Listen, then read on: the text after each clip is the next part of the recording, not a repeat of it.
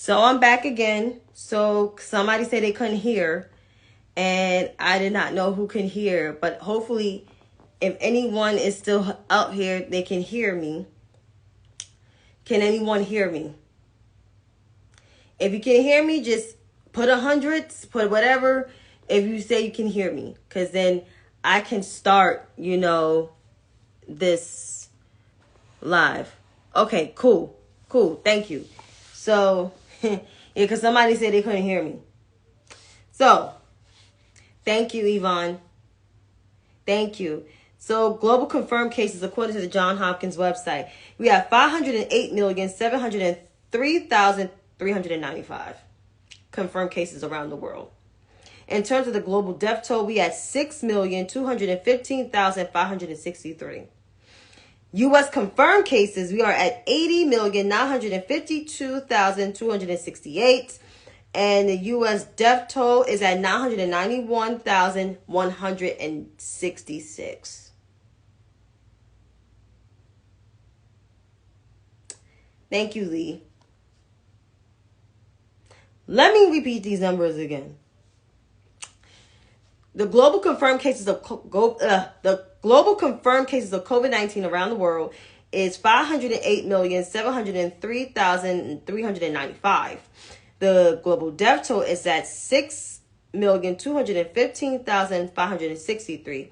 U.S. confirmed cases were number one in the world. Keep in mind, we're only 4.2% of the world's population. We are at 80 million confirmed cases. So 80,952,268.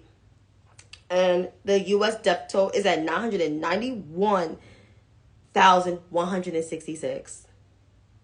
So we're hitting 1 million. And according to vaccine doses within the last 7 days, as of yesterday, 483,401 people got their vaccine dose.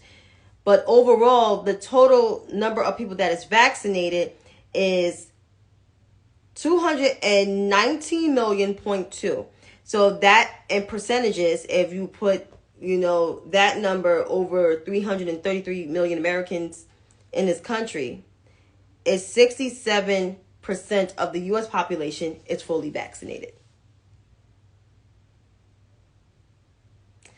So nearing 1 million in the U.S. death toll, with over 80 million confirmed cases, that's damn near almost 100,000.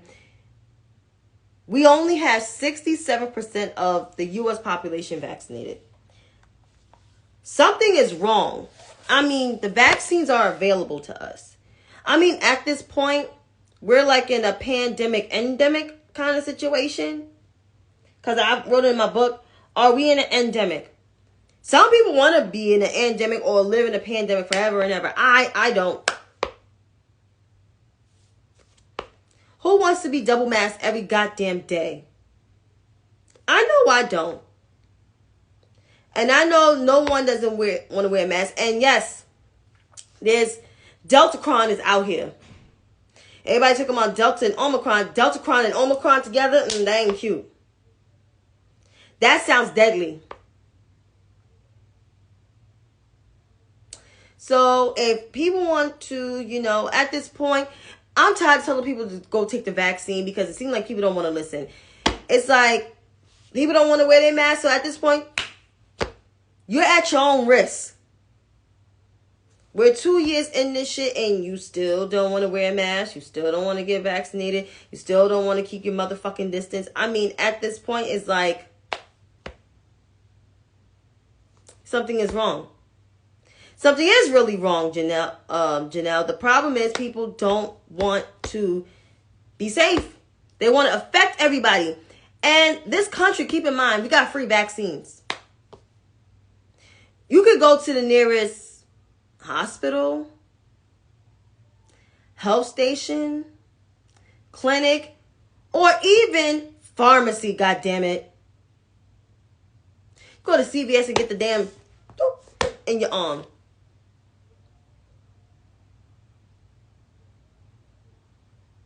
Like, we are almost 1 million people dead. The USA is only 4.2% of the world's population. Only 4.2%. And we got the most cases. Something is wrong. But I'm here to let the 33% of the people that just want to, fuck around and be stupid, DJ K-Slay died. And I'm pretty sure he was unvaccinated. Not disrespecting the man because the man was a great DJ, but this is an example of COVID is still fucking real. Like Queen said, people got a short-term memory. People in my city walking around with no mask, like New York City is not 8.4 million people living here. So at this point, you at your own risk. You either, take the shot and wear a mask or die. So you're at your own risk. You do what you want to do. That's all I got left. Yeah, we had a Spanish flu, like, over what we had 104 years ago. 1918, 2022, that's 104 years. 104 years. We are an entitled nation. And,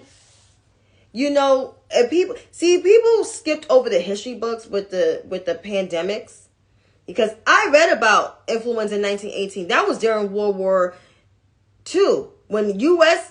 was already in the war by a year before that. And we had a science denier, Woodrow Wilson, who was a Dixiecrat. Yeah. And then prior to influenza, remember we had TB, tuberculosis. Why you think there's a TB shot you have to take? Children have to take when they go to school because people used to die from TB. People used to die from the flu. That's why we got a flu vaccine. People used to die from polio, and we have a polio vaccine. People died from the measles. We had a measles vaccine. All these shots you have to take when you go to school. So why you can't take the COVID-19 vaccine? Is it because Dr. Kizzy, who's a black woman, invented the ingredients in the vaccine? Is that why you don't want to take it?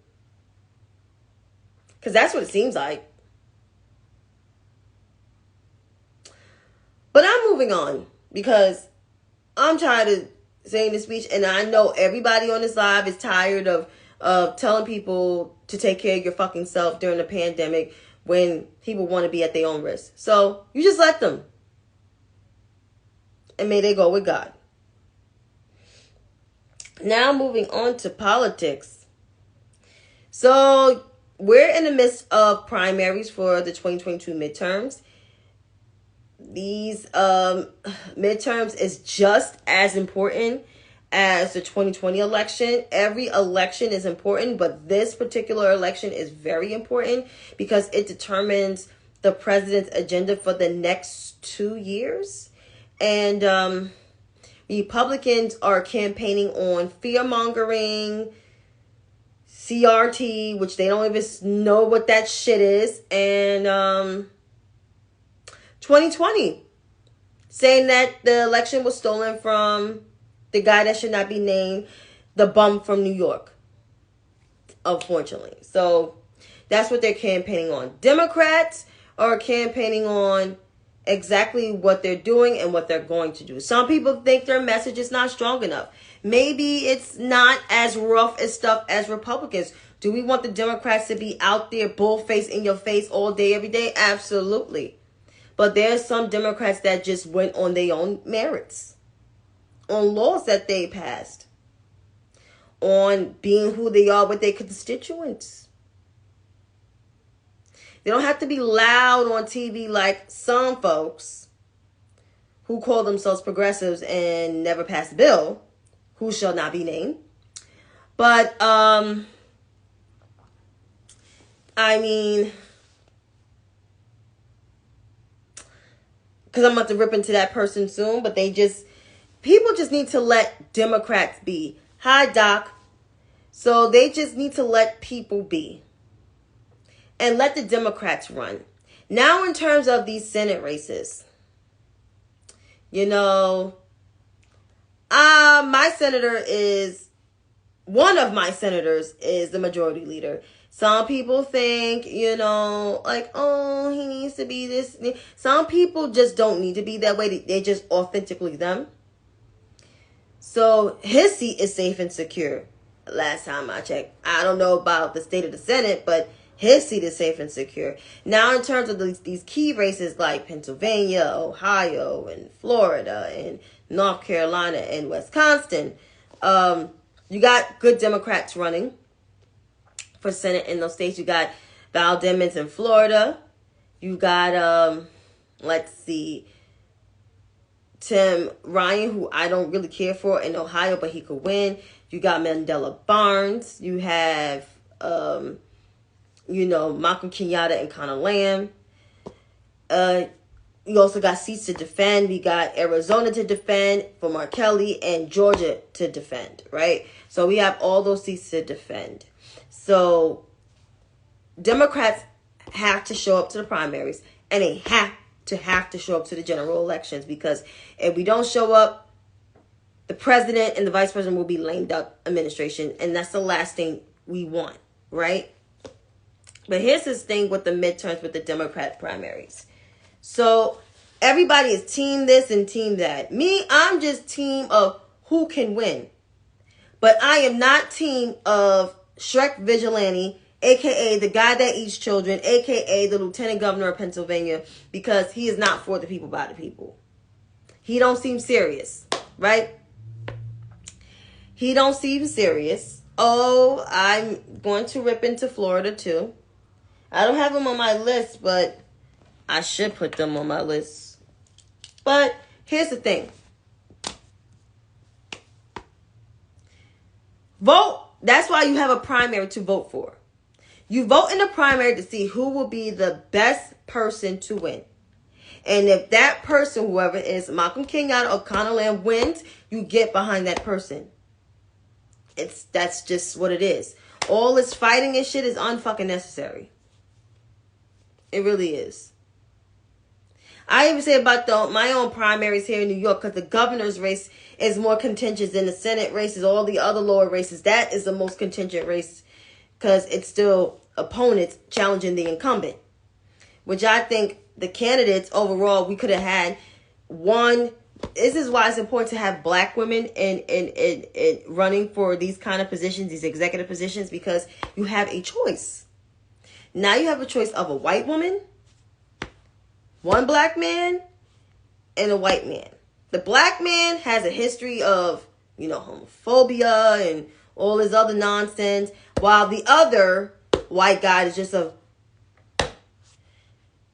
he's more than just, let's just say he's interesting. Let's just say he's not up with the times. He's not current with his party, no matter what black candidate he backed. And the incumbent needs to be stronger. That was one of my arguments of why black women, one particular black woman, should have stayed in the position no matter how many people tried to tell her to leave. Yep, I'm talking about Mr. Congressman Swazi from Long Island, from Glen Clove. Oh, thanks, Doc. Thank you. But, you know, listen, primaries are healthy. They're important. So just vote. God damn it. That's all. That's all I got. Next, the GOP is in a disarray.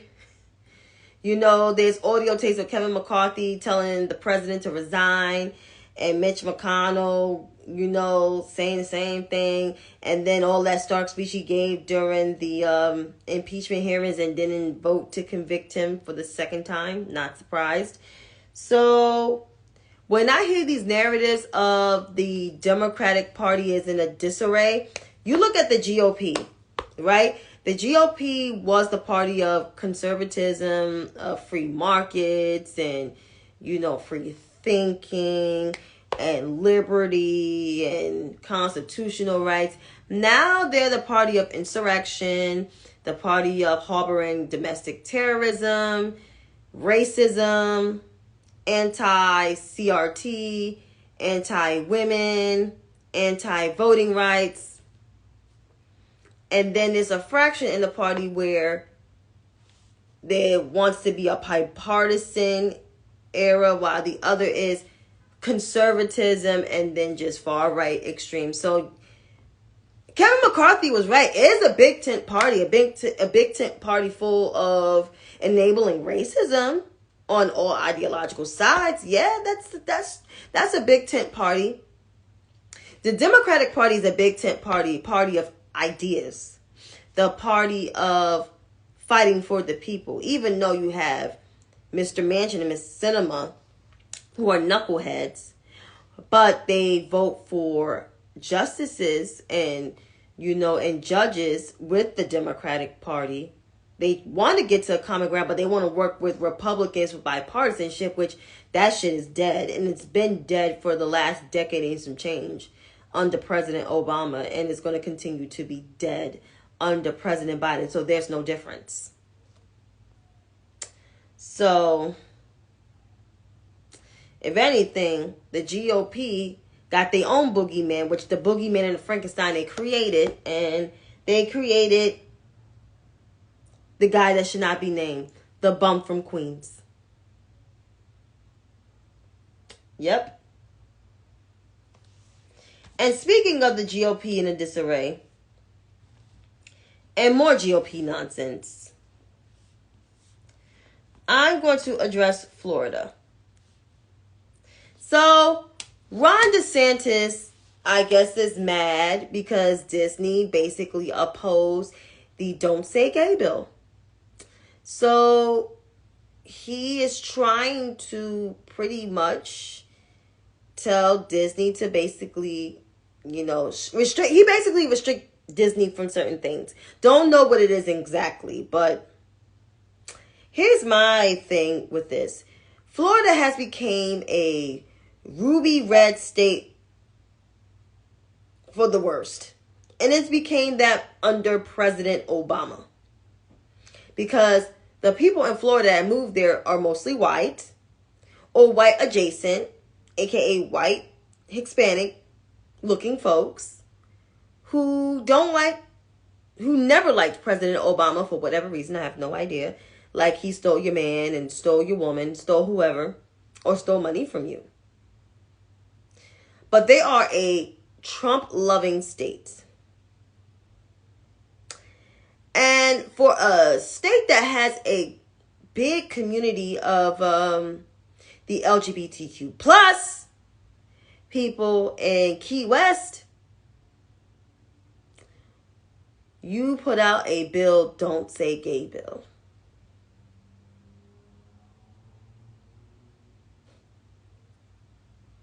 And y'all want to be in power?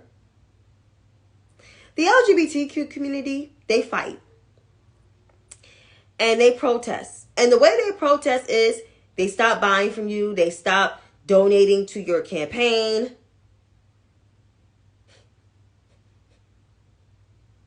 They come out in droves in the elections.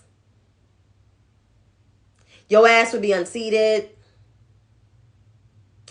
So Ron DeSantis is playing a game of death because he's playing with Disney, and Disney got money. You trying to mess with Disney, Disney will take their ass out of Florida and relocate somewhere else. They will have all the headquarters out in California. That's where they got Disneyland. All they need to do is take Disney World out of Florida and go right to California. And you know who will be hurting? Florida, financially. That's what Disney should do. Disney should move out of Florida since Mr. DeSantis wanted to, act stupid and make their money in California. And no, I'm not agreeing with Joe Walsh. And speaking of Joe Walsh, this is why you have to read the shit out of people. So Joe Walsh, the audacity to give Democrats advice as if he was an ally to the Democratic Party. So,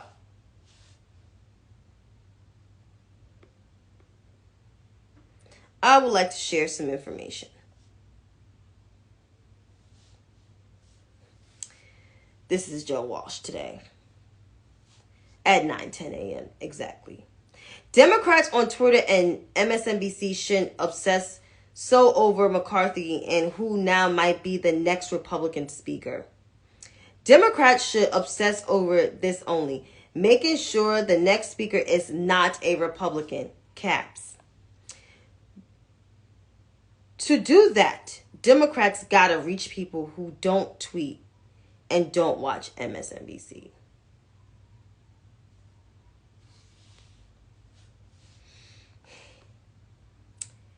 And then you got other Democrats in here.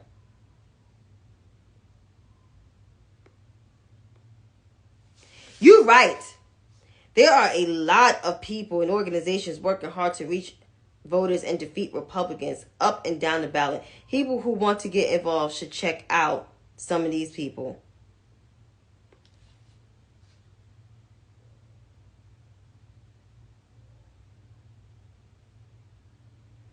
And then after someone shared my thing, thank you, Lisa.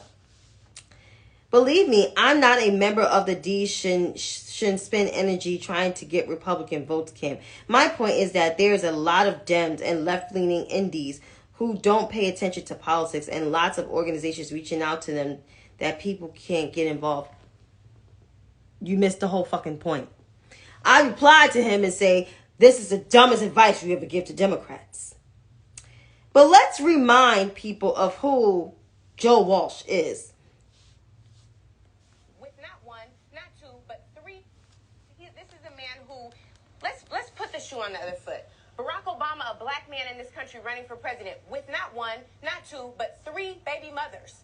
Let's, put the shoe on the other foot. Someone who took a loan from their father that they call a small loan of $1 million. Let's talk about all of those things. Someone who discriminated against people who were trying to just find spots in his housing facilities. Someone who took out full-page ads calling for the death of 5 young black and brown boys. If Barack Obama would have done any of that, Brooke, he would have never even made it to the general election, and that is the point. We're talking about a double standard. We're talking about lowering a bar. Barack Obama hurdled every bar that was put in front of him. When Michelle Obama talked about going high, when they go low, they did it at every turn. This is a woman who was called an ape. They put pictures up of Barack Obama looking like a monkey. These are the people I'm talking about. They hurdled everything that came their way, every obstacle. And this man, it's asinine to even think that this man is now in the White House. Here we are in the middle of an investigation, but Hillary Clinton's emails. So yeah, it's very frustrating, and I'm tired of people telling me that black people are beneath a standard when we have to be twice as good all the time. And that is why I said I'm not interested in having a dialogue with someone like Joe, who has demonstrated a propensity towards bigotry. And he did that on Twitter yesterday in 140 characters. Yep, and there are receipts. And I would like to pull them up. So here we go.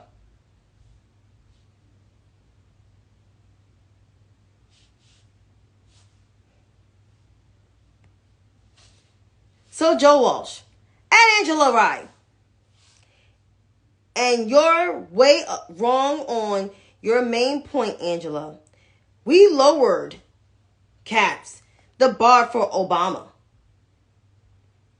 He was held to a lower standard because he was black. I got the screenshots.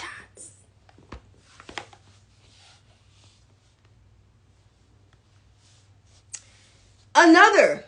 So if Redskins, that's the Washington Redskins at the time, is so racist because it was, why do even liberals say and print the term? We never use nigger, spick, hunky, cracker in a tweet, right? Another one. How many fans would the Washington Dirty Mix have? How about the Washington Niggers? 0. So every Washington Redskin fan is a racist. I found found out if I said Redskins or Cracker or Redneck Bible Thumper, I could stay on. But if I said nigger or spick, they cut me off.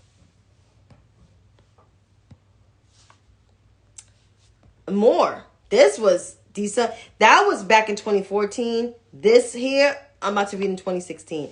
Obama is a Muslim. Happy New Year. To say that it's racist to call Haiti a shithole is like saying it's racist to say Chicago has a violence problem. Haiti is a shithole and it's run by blacks. The violence in Chicago is all black on black. They aren't racist statements. They are facts. No more Muslims in U.S. They want us dead. They seek to kill us. Islam is a doctrine or hatred and death. They want us to die.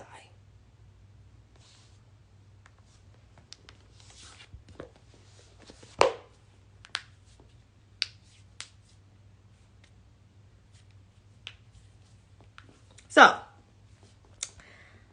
I haven't tore into Joe Walsh's ass because he's irrelevant in my mind. But I would like to say this to the man who voted for Donald Trump and ran for president back in 2020 under the Republican ticket. Was a failed presidential run because you didn't get no camera time. And now you want to seek solace and find the Lord and, you know, Jesus saved you. All of this shit. Let me just... I got something for Mr. Walsh. Joe... No motherfucking Democrat is not going to listen to you. Not in this lifetime. No. All those tweets I read that you tweeted with your own thumbs, whatever phone you had, yeah, you, were racist as fuck. And they were not like yesteryears ago. This shit was most recent. As of 2014, 2016... 2017 and 2018. And you want us to believe that you changed? Just because you appeared on Roland Martin, you haven't changed not one fucking bit. You're still criticizing Democrats, saying we have a messaging problem, when clearly your party has a evolving problem. A problem with evolution, adaptability, and change. And it's so sad because your party is full of old ass white men that's about to crow. But leave it to you, Joe, to criticize the Democratic Party, saying we need to win. You're not a Democrat, Joe. I don't care if you voted for Joe Biden this past election. You're not a Democrat. You're still a motherfucking Republican. After all, your Twitter handle is Walsh Freedom. So, Joe, I want you to free yourself from criticizing the Democratic Party. Go find Jesus. And that's all. Like, that's all I got left for him. I probably didn't even say anything right because I was so mad. I was so mad. Because how dare you have the nerve to criticize the Democratic Party when you voted for Donald Trump in 2016? Joe, you voted for the Democratic Party in 2016. Why are you giving us Democrats advice?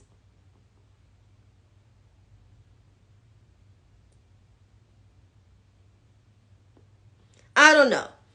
And to the white liberals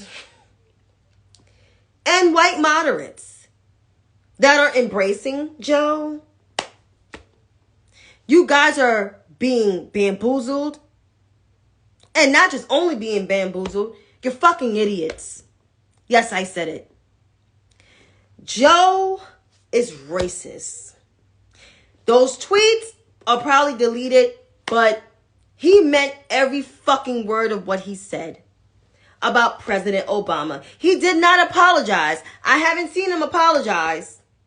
He didn't apologize to Angela. No matter if you agree with her politics, he didn't apologize to her neither. He didn't apologize to Michelle Obama. He didn't apologize to black people. He didn't apologize to the Native American community. He didn't apologize to the Islamic community. So the hell with him. And if you're mad that I said something about your precious Joe, because I know some of you white moderates follow me, you can unfollow me. It's fine. Because I said what I said.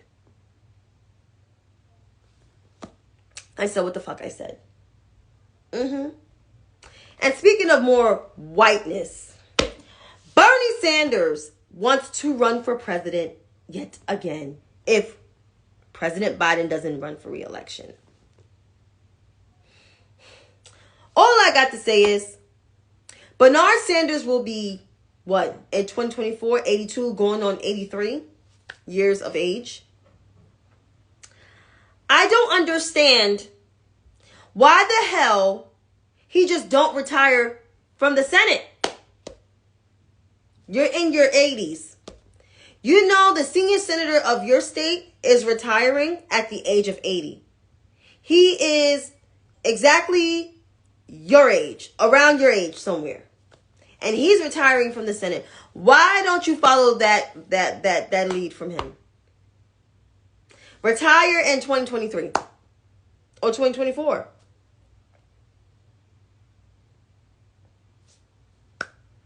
I don't understand. Like, Americans rejected you twice. Did you take a hint? Obviously, you didn't take a hint. See, progressives got a problem of, not taking rejection very well.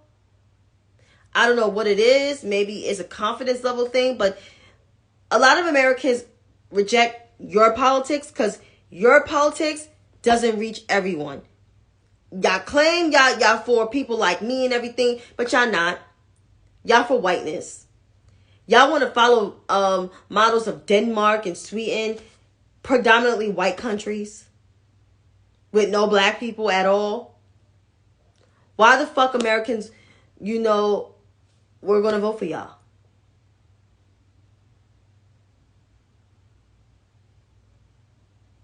I don't know. And FYI, you quote unquote progressives don't pass any bills.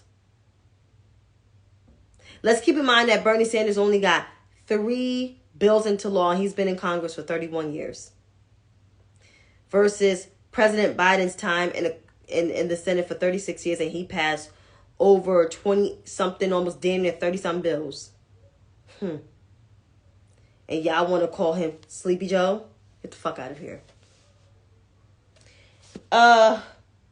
Leslie Mack. Leslie. She's the last person. Queen, shaking your head. So Leslie. Leslie needs Jesus.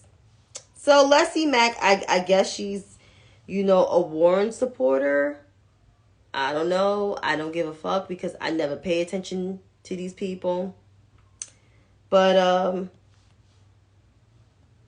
she had the audacity to be loud and wrong. So I would like to pull up my tweets and everything because,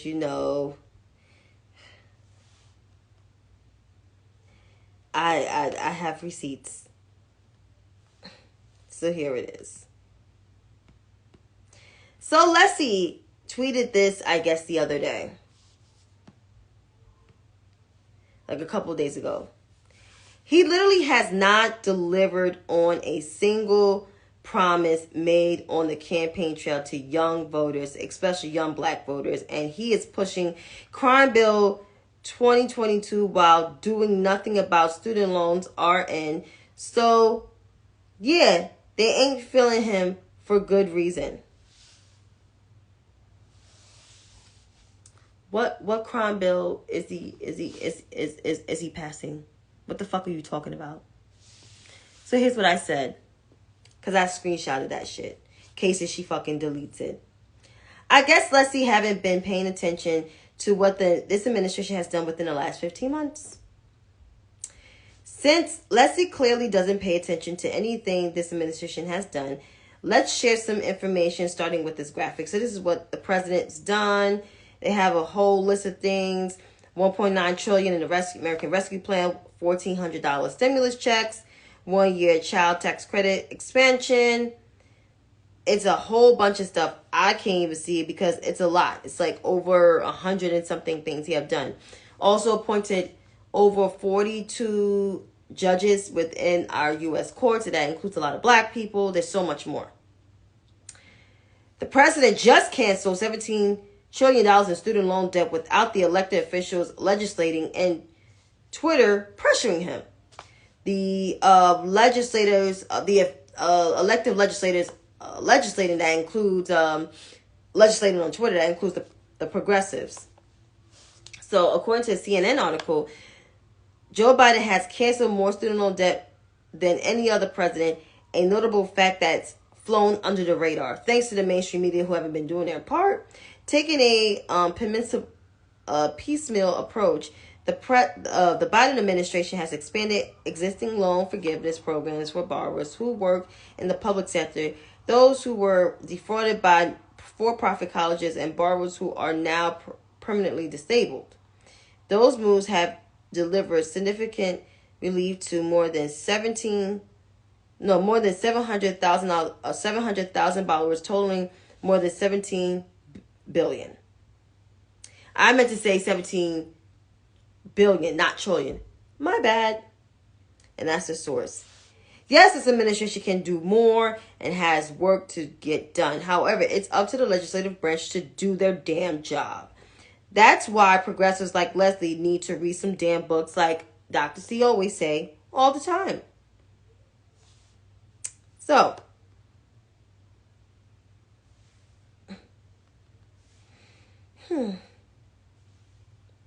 let's see.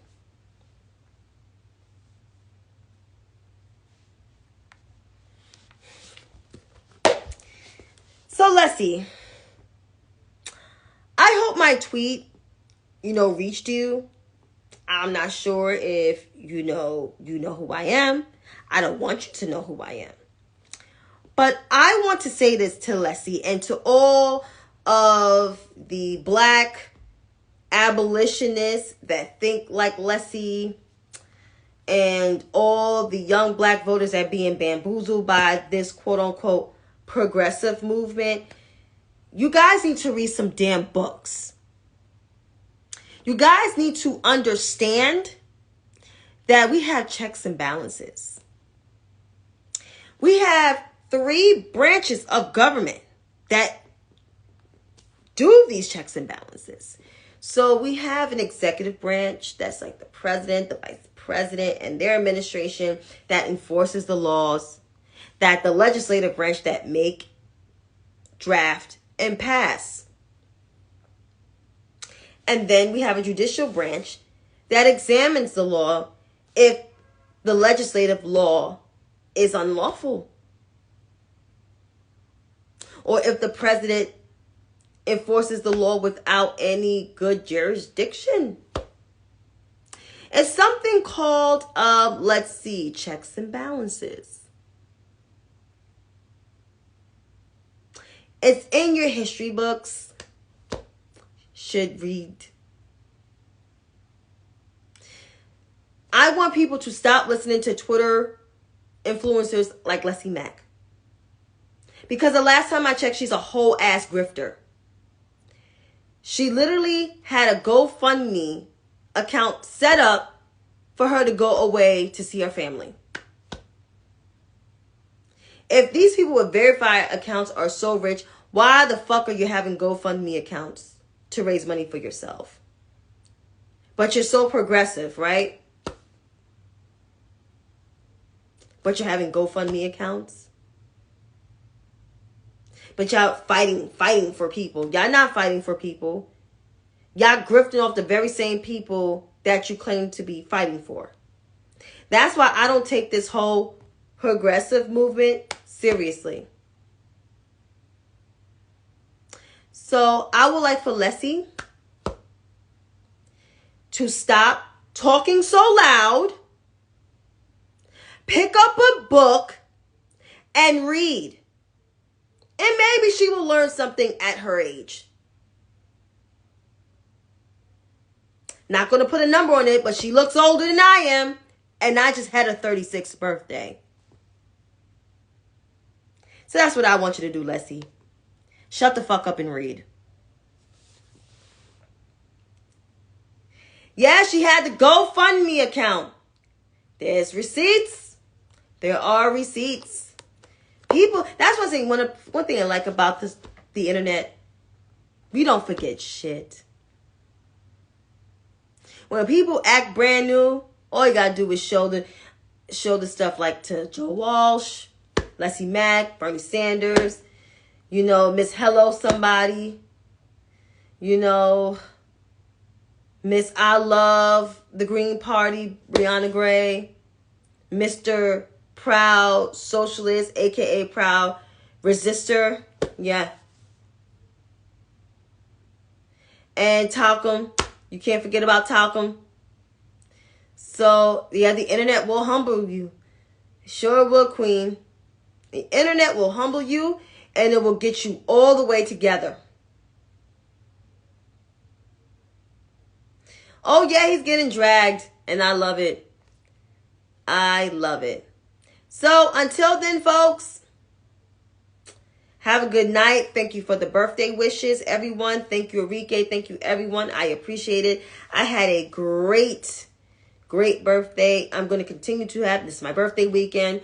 I am going to celebrate with family, and I had a big thing last year for my 35th. So the 36th is just calm. Just want to be calm because I also got a school project to do. So that's the reason why I'm also tired. So I cannot wait to celebrate when I'm celebrating my birthday, but I can't wait to officially celebrate when school is over so I can de-stress and calm. And yes, and please wear your mask. Thank you. Thank you. And you all have a wonderful night. See you on these Twitter streets.